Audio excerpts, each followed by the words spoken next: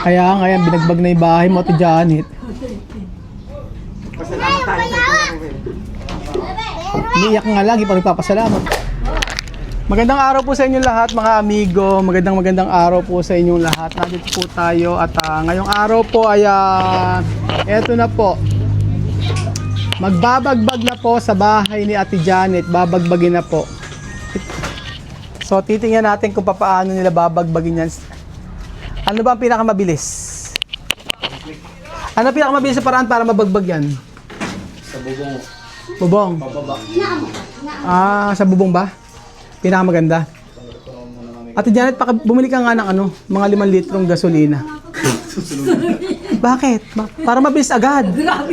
Bakit?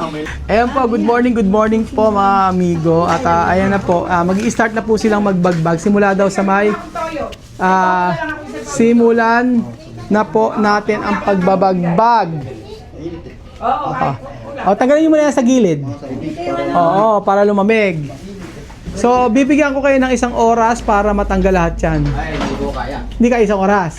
2 oras. Hindi ko uwi ng oras. Saka tinalikuran ako. Hanggang uwian na rin. Ay, teka lang, bago kayo magtanggal, kailangan lumayas ako. Baka pa magdire-diretso. Eri na po mga amigo, binabagbag na po ang dapat bagbagin sa bahay ni Ate Janet.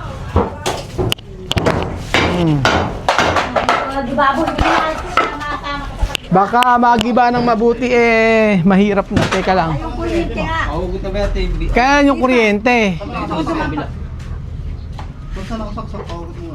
Tanggalin na dapat tanggalin. Tapos walang ito lang naman wala tayong ititira dito Ate Janet kasi lahat niyan. Dapat po walang matira dito kasi po. Ibaba niyo breaker. Walang matitira dito mga amigo kasi po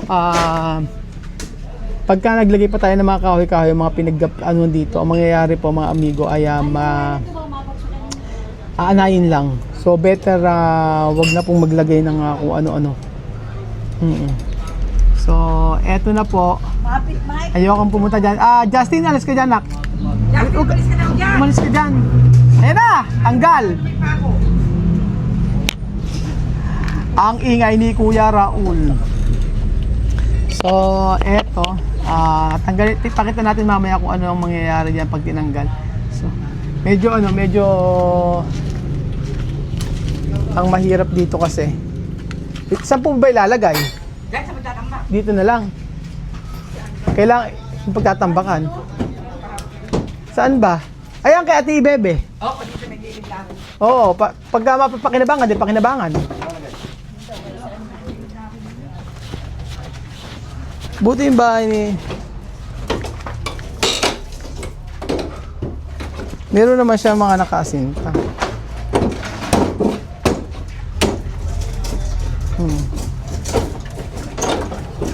Para umaliwalas po mga amigo, ang gagawin po natin, Kapako sa may ilalim. may mga pako-pako Dito po na sa ba? Magdali pa kami, bibiyay kami. yung kuryente ha. Wala na palang kuryente. Hindi kaya babagsak lahat yan? Yung pundasyon. Maganda nga ako bumagsak at isang mano na lang. Isang anuhan. Sabi ko nga sunugin. Jordan, kung binama ko ng gas. Gas. Gas. Gasolina. Sunugin yung bahay. Sunugin yung bahay. Ayan na. Joke lang po mga amigo. Okay na. Isa.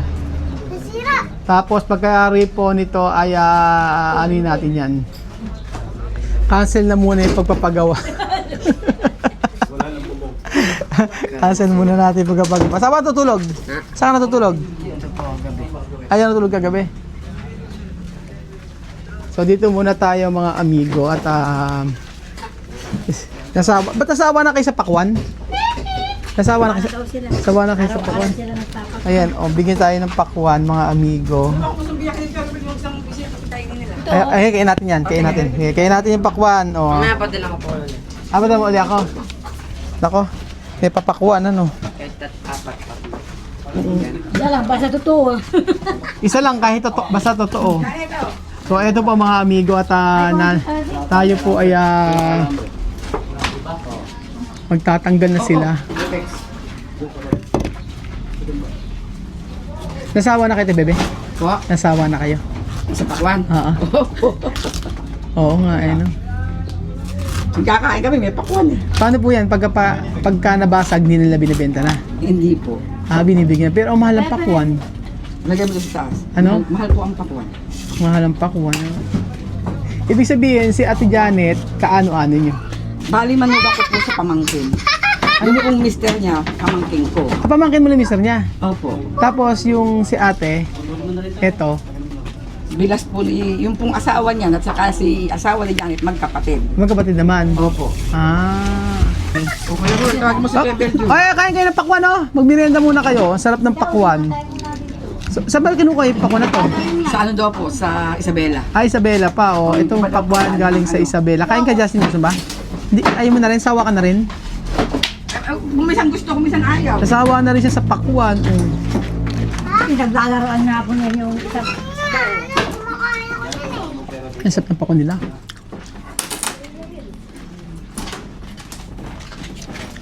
Hindi po yata buti namin magulo. Nasawa na siya sa pakwan. Pakwan ako, kain muna kayo. Pampalakas.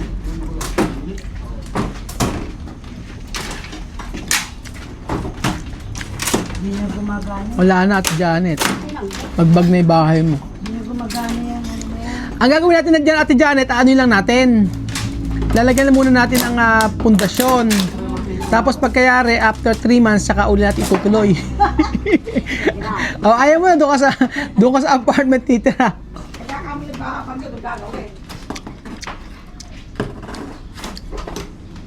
Justin, ano ba ginagawa mo?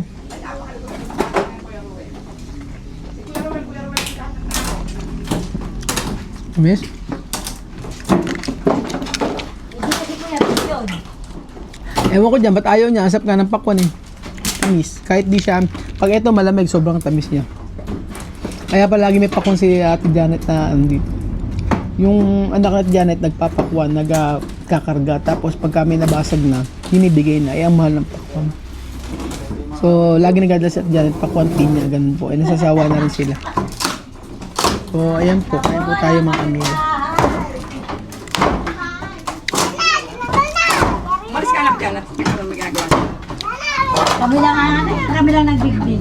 Kayo lang din yan? Sino gumawa yan? Yung pong mister ko, nagtayo kasi apuraan niya at ala kami mga At matiran. Opo. Anak ka mo upuan si Kuya Belgium doon. Umuupuan. Kuya Belgium, upuan. Ano, bila kayong pinaalis ano? Po? Bila kayong pinaalis sa Oo, kabila? kasi babakura na po. Kasi babakura na. Opo. Yun nga, yung pagkat na mataas na yan. Ano po ba yung kabila niyan?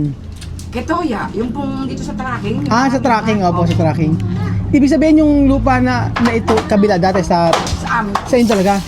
So, yung ano, magkano na benta? Ano po, 150,000. Ha? Gano'n ka mura? Bakit? Ano ba? Yung kamay ko yata ang nag-ano, hindi ko po ano. Ayan ang website. 150,000 lang? Dati-dati pa.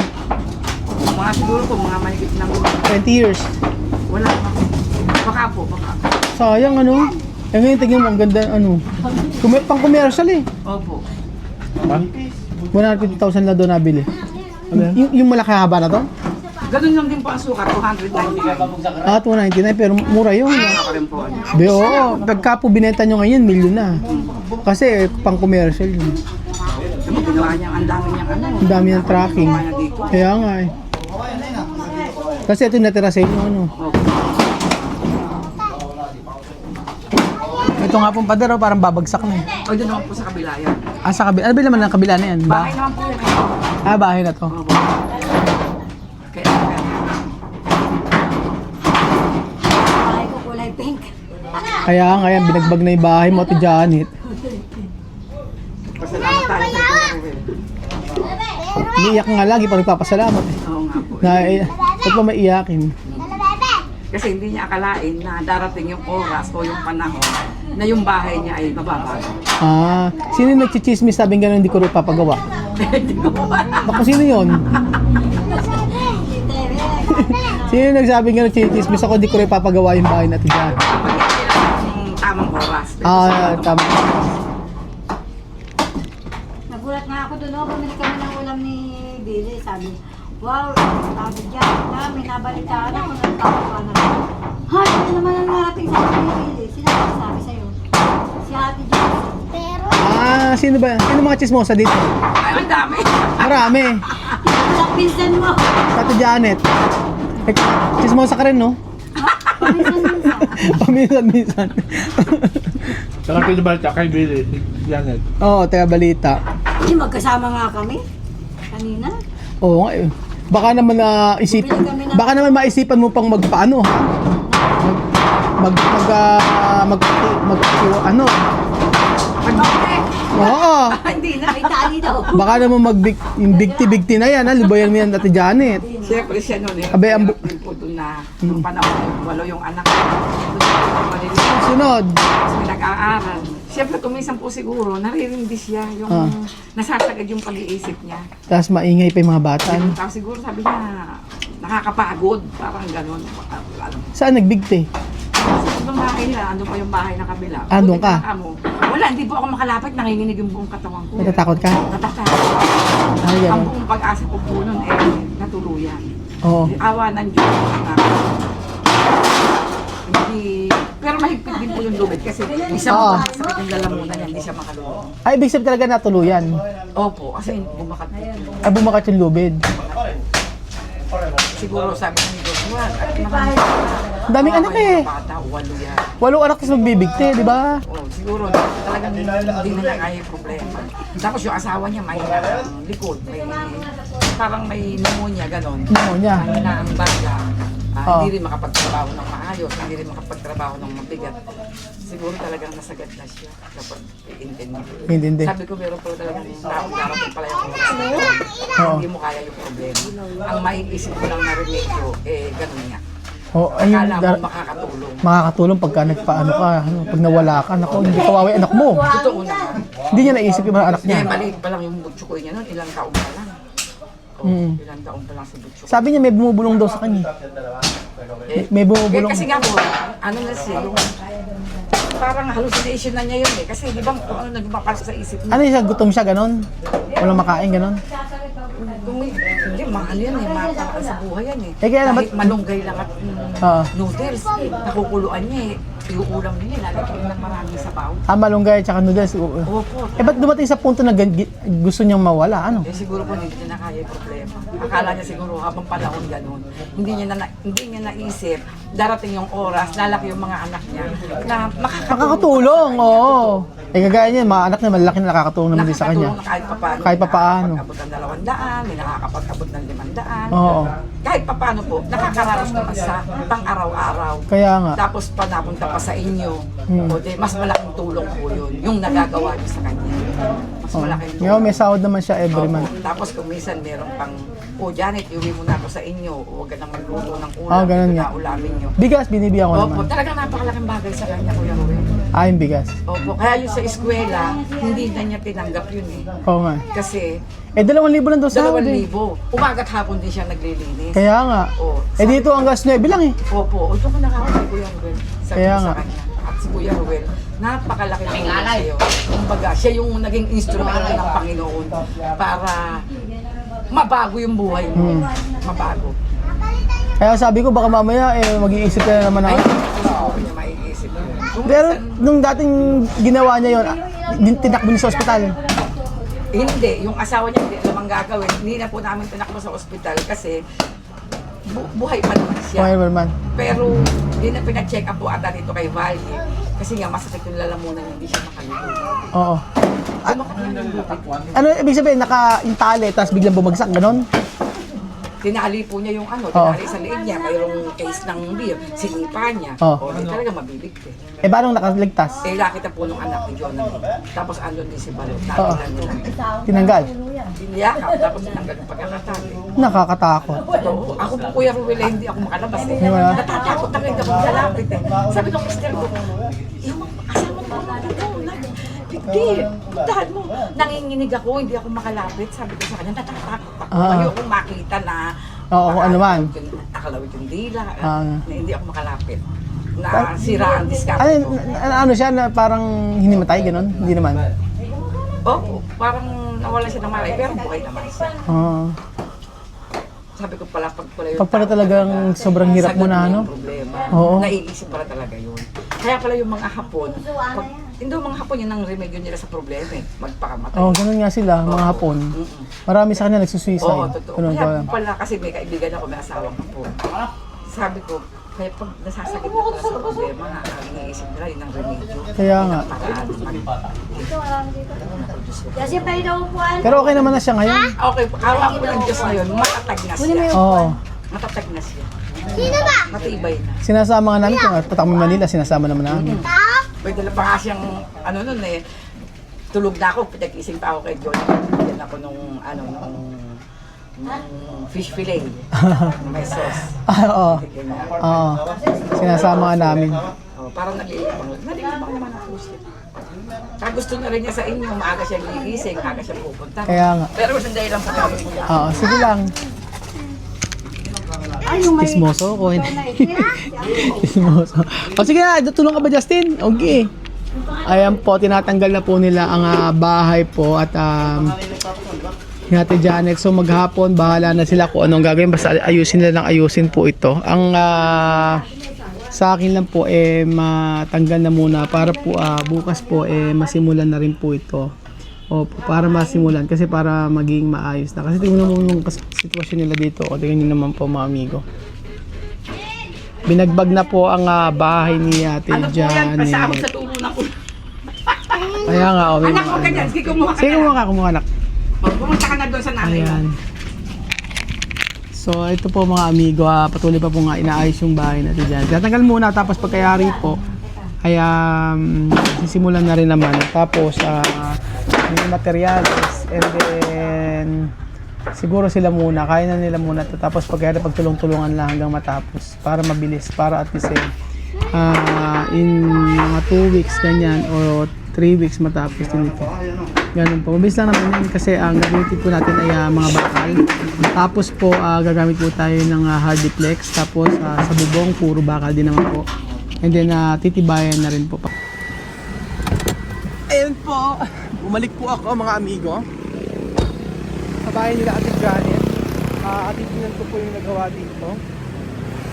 Kung meron pa bang babalikan o wala na.